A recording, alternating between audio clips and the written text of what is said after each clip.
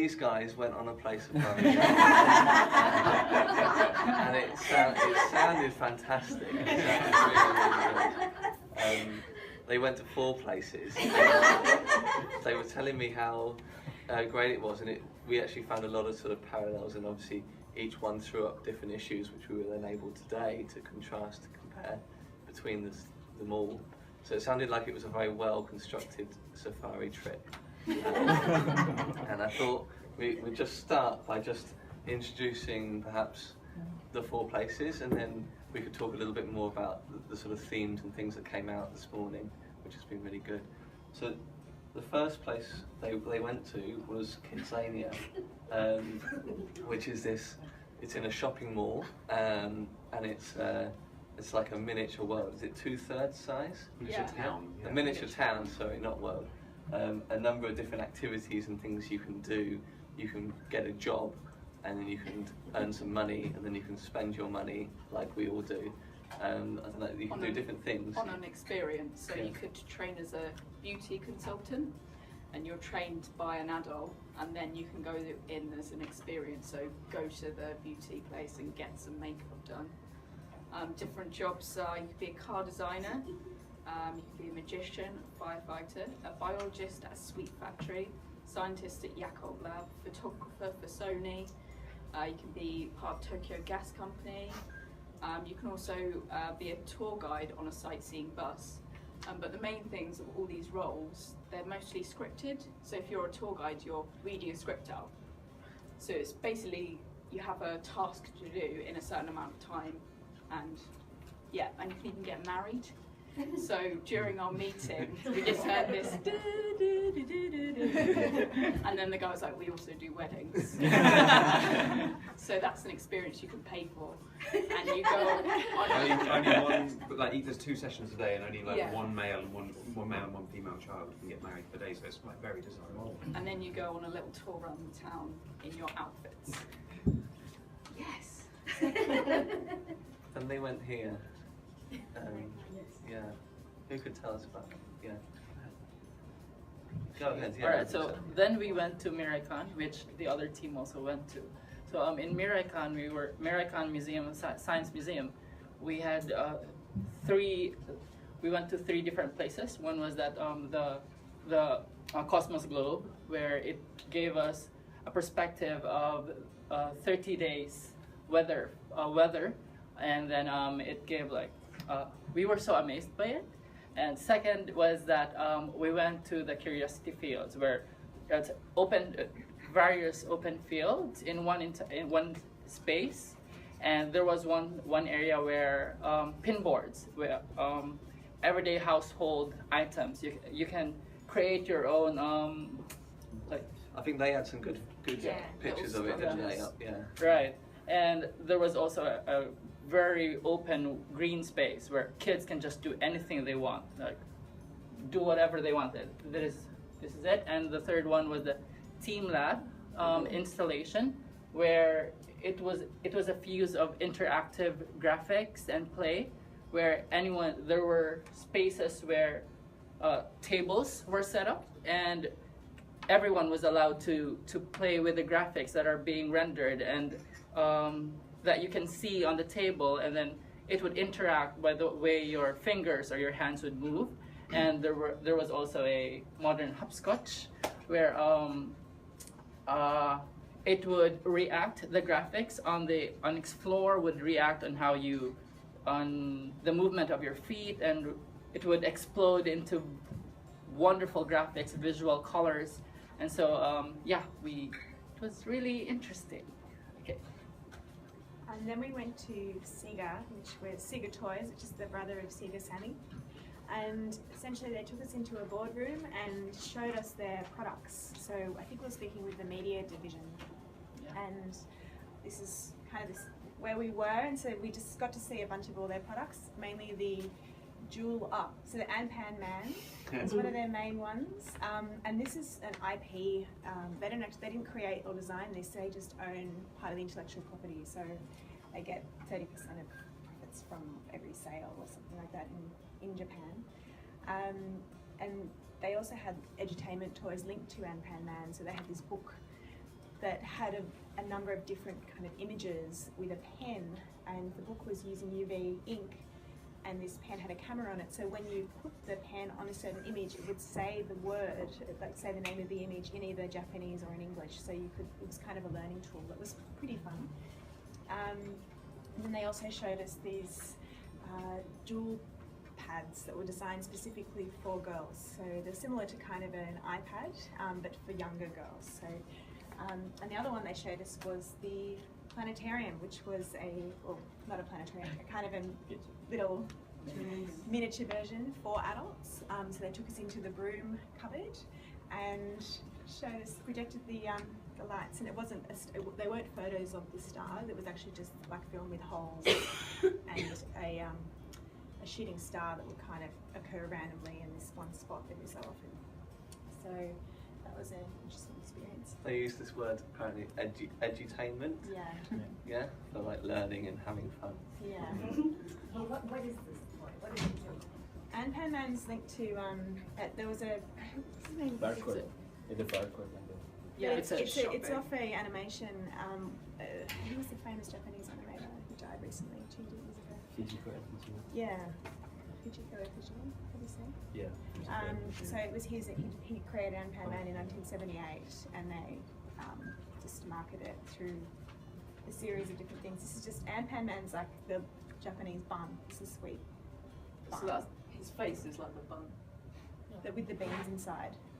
You've seen it? It's like a sugary bun with beans. So this is like a retail. Yes, store, miniature right? convenience shop. Yeah.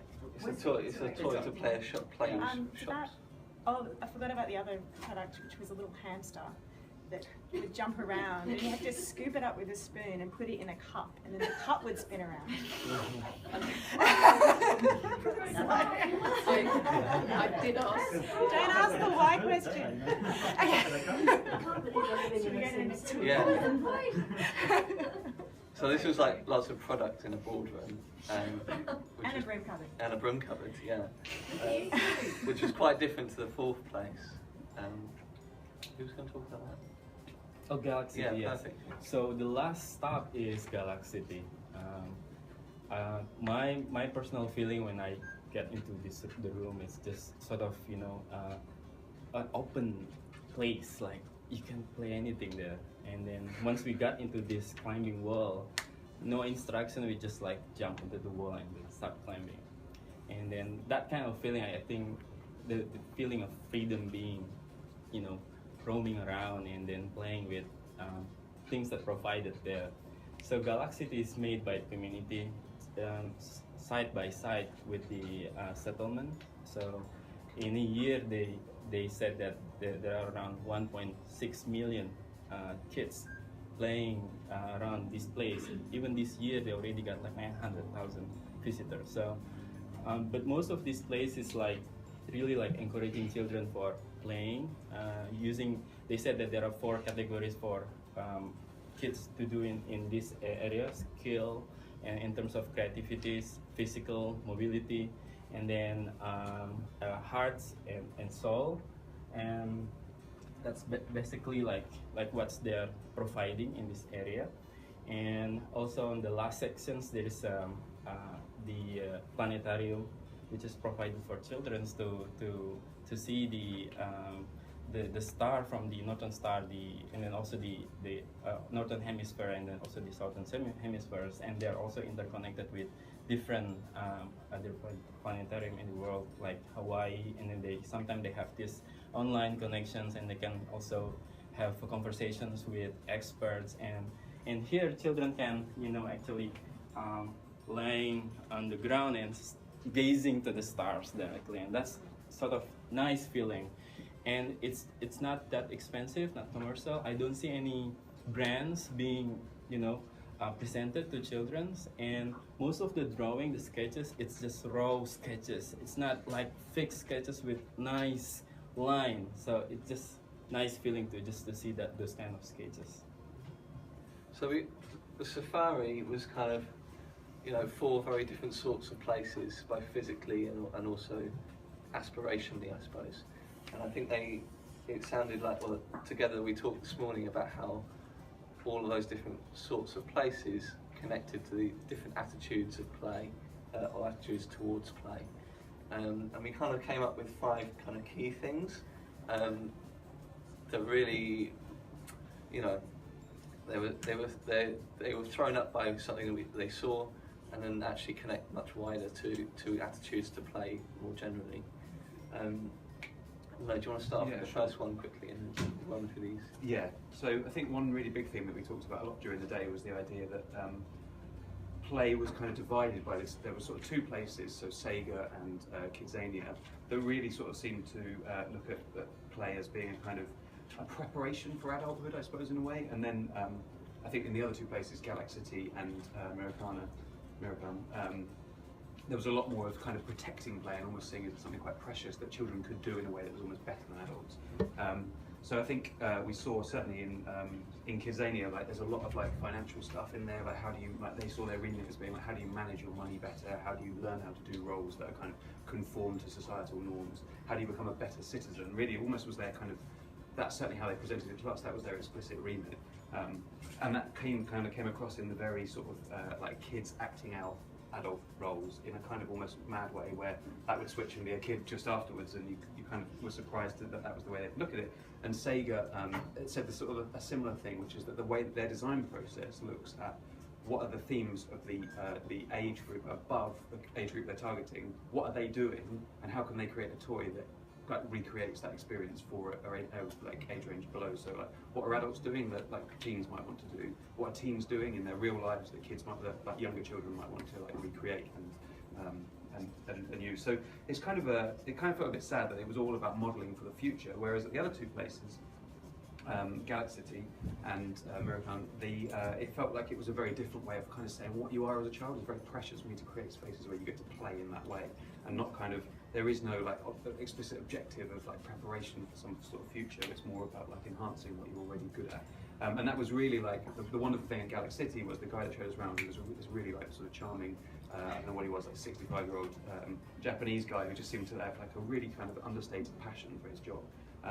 He sort of said like there was this big, I don't think we really sort of fully went into what this was, but this was like a 4-story netted, like I don't even know what you'd call it, like climbing thing where kids just tumble through. And he said the really like interesting thing about this is adults are terrible at it. And he said it with this like quiet like pride that actually they'd created something that adults couldn't really do, that kids could excel at. So he sort of almost didn't invite us to use it because he thought we'd make idiots of ourselves. And that felt like a really lovely summary of why that place was so great, because it was so definitely like built for kids with like kids like qualities in mind, and that was kind of actually almost borne out in a nice way when we jumped on the time. Yeah, we didn't even ask. Yeah, just jumped on without, and then he just seemed to think that was like perfectly acceptable. That he was telling us about like their funding model or whatever, and you guys just shoes off onto the wall. It was great. It's just on that note, it was really interesting hearing about it, and they were, you know, we were talking about how adults, you know, in the first 2, in Kidzania, how you're learning to be an adult, and yet all the photos were showing kids on one side and parents on the other side of the windows taking photos.